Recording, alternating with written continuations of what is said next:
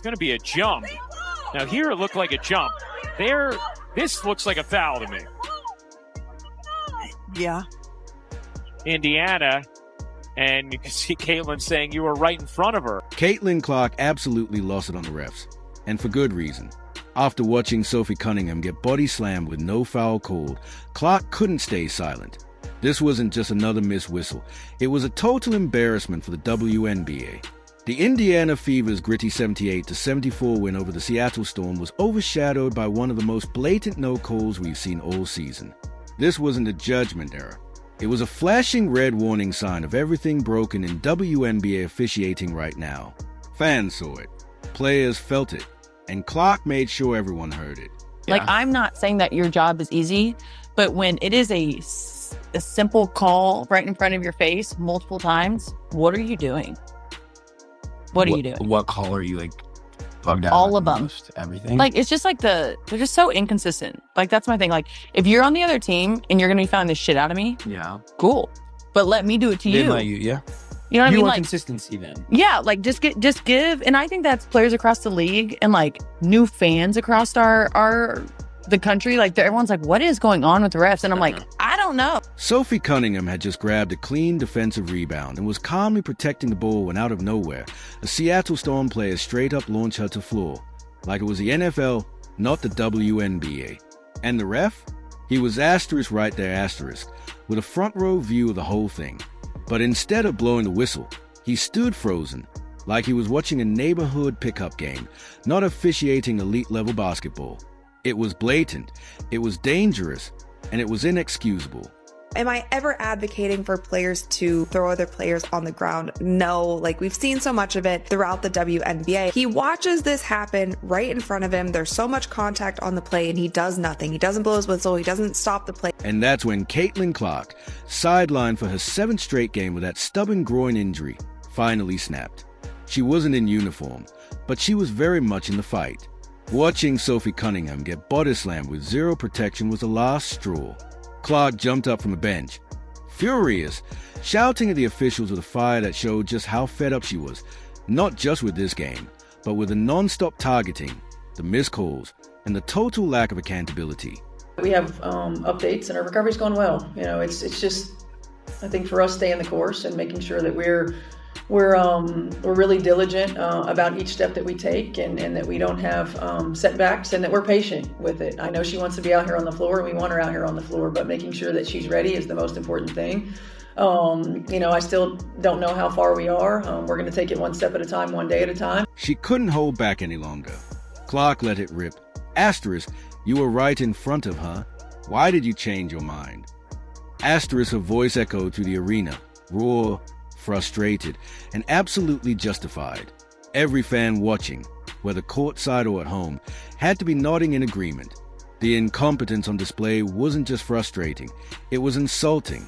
How many more missed calls before someone finally steps in? If you're tired of refs ruining games like the rest of us, drop a spicy Sophie asterisk in the comments and give love to the real ones keeping the game alive. I don't even know what the players can do because the players aren't being protected. And I know so many of the times, like, we're talking about this when it comes to the Indiana Fever, but this does happen across the league. There are many plays that we could pull up. Do you guys have any suggestions on what can actually be done? The coaches get fined when they call them out to the media. Like, this is a top-down issue. This is a commissioner's. Because this mess, this absolute circus of officiating, isn't just a side story anymore. It's becoming the defining crisis of the WNBA. Missed calls, dangerous plays, and zero accountability have turned competitive basketball into chaos.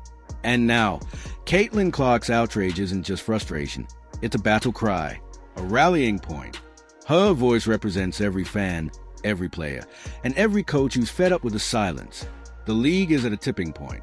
And if things don't change fast, this storm could collapse everything they built. The officiating in the WNBA, I kind of already went off on it, but it's just atrocious. Really, really bad. Like, there have got to be rules to present overt physicality from dominating the game. And that's what we've got. We've got it in the NBA, we've got it in the WNBA. Nobody wants to call a bunch of fouls, but these officials don't know what a foul is and a foul isn't. They can't even tell when a ball goes out of bounds. Like, you've got 2 million plus people watching some of these games. You have got to have a correctly officiated product, or at least confidently officiated product and competently officiated product. The WNBA's officiating crisis has officially gone from frustrating to flat-out disgraceful. And it's not just Indiana Fever fans raising hell in the mall. Coaches, players, and supporters across the league are all fed up because the blown calls keep stacking up night after night. Here's how absurd it's gotten. Sophie Cunningham gets fined $500 just for making a TikTok poking fun of the refs, yet blatant full-body hits on the court go completely unpunished.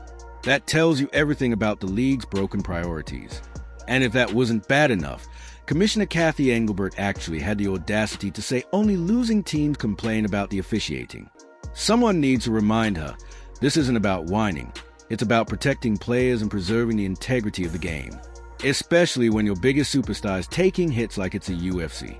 This year, it's not just Caitlin Clark. If you wear that Indiana Fever jersey, consider it done. The refs are not going to be fair, and they are going to cheat and do whatever it takes to do what the higher-ups say. Even the WNBA's biggest names are reaching their breaking point.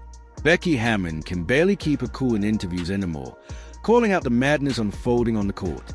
Kelsey Plum, she's walking into post-game presses looking like she went through a wrestling match, bruised, scratched, and somehow only granted 6 free throws after 40 minutes of all-out physical warfare. The silence from the league? Deafening. And I got scratches on my face, I got scratches on my body, and these guards on the other team get these ticky-tack fouls, and I'm sick of it. I get fouled like that every possession. Bikini gets fouled like that in the post all the time, and they don't call it, and I don't know what else to do. Like, it's really frustrating, though.